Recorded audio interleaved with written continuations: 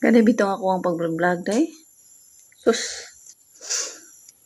wala ra mo gudon tani day, pero ako is lingo-lingo ra mo tani ako ang pag-vlog day, pero saan man sad nga gi-monetize man pud kong mitoy. Nya, once nga mo-monetize na lang kita kay kita naman tag earnings dollar ko na tong atong dashboard ay mo nang kita pa malipay pud tahi ta pa na dollar no kasi pa hatag nimo dollar balag pila rang sintabo na at least naa kada adlaw musud.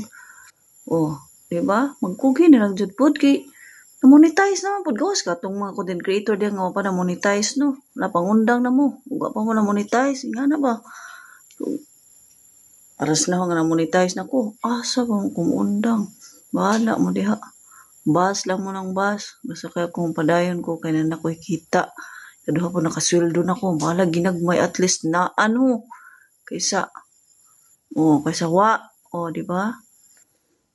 Sumahin lang po na nagkugi-kugi na kano kay mabuntuan naman po na ni mo.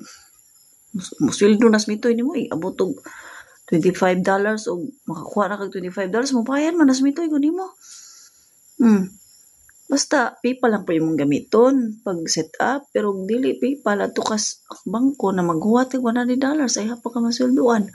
O mukapin po $100 ay pa na masweldos mitoy nimo mas nindot ang PayPal. PayPal yung gamitan niyo day. Baguhan ka niya. Kung bago ka content creator diha, kung mo sign up na ka, mo set up ka sa imong payout account. Bilian ang PayPal day. Pag PayPal lang day, kay nindot ang PayPal. Pag magka-earnings na kag $25 day, mo sweldo na ginasmitoy nimo. Pag $25. Kay ang ako alam, pag $25, isweldo yun si Mitoy. Sa PayPal din i-transfer na lang nimo siya sa GCash dali ra kayo day. O di ba? Kakugi ra man gud na good. Thank you for watching.